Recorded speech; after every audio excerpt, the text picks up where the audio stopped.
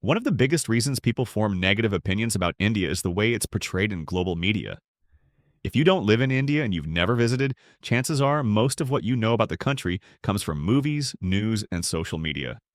And let's be honest, bad news spreads faster than good news. When you see news about India, what kind of stories pop up? Pollution in major cities, overcrowded streets, poverty, corruption scandals, gender issues. These are real problems, but they don't define the entire country. Think about it this way. If you only judged the US based on crime statistics, political division, and homelessness in cities like Los Angeles, would you still see it as a global superpower? Probably not. Every country has its struggles, but the way they're presented in the media can shape our entire perception. Movies and documentaries often focus on India's slums, showing extreme poverty and hardship. While those realities exist, they're not the full picture.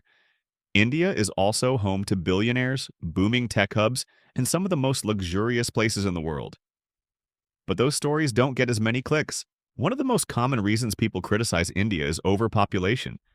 With over 1.4 billion people, it's the most populated country on Earth. Crowded streets, long queues, and packed public transport can be overwhelming, especially for visitors. For someone used to quieter, more organized environments, the chaos of Indian cities can be a shock. Horns blaring, people everywhere, markets overflowing with activity. It's not for everyone. But here's the thing. That chaos is also what makes India so alive. Many people who initially feel overwhelmed by India's energy later grow to love it. The constant movement, the vibrant street life, the feeling that something is always happening. It's a culture shock, but for many, it's also an adventure. Another reason people say they dislike India is because of hygiene and pollution. Let's be real. India struggles with waste management, and major cities like Delhi often rank among the most polluted in the world. Seeing garbage on the streets, rivers filled with waste, or the infamous air pollution can be jarring. But what people don't always consider is why these problems exist. Rapid urbanization, lack of infrastructure in some areas, and a population that's growing faster than the system can handle all contribute to these issues. At the same time, India is taking massive steps to improve. Cities are implementing waste management reforms, the government is pushing for cleaner energy, and the younger generation is more environmentally conscious than ever. Change takes time, but it's happening.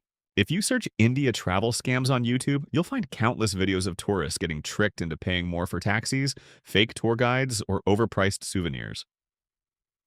Corruption in politics and business is also a huge topic of criticism. Yes, corruption exists in India, just like in many developing nations. But is it fair to judge an entire country based on the actions of a few bad people? Scammers target tourists everywhere, whether it's in Paris, New York, or Bangkok. India is actually one of the safest places for foreigners in many ways. Violent crime rates against tourists are lower than in many Western countries, and millions of visitors leave with only positive experiences. It's all about being street smart and knowing how to navigate unfamiliar situations. One major reason some people struggle with India is cultural differences. India is deeply rooted in tradition, and some of its customs might feel unfamiliar or even uncomfortable to outsiders. For example, arranged marriages are still common, and gender roles can be more traditional in some regions. Cows roam freely in the streets due to religious beliefs, and eating with your hands is normal. If someone from a Western country isn't used to these customs, they might judge them without understanding their cultural significance.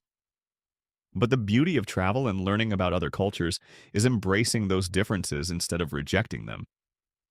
Every country has traditions that may seem strange to outsiders. The key is to approach them with curiosity, not judgment.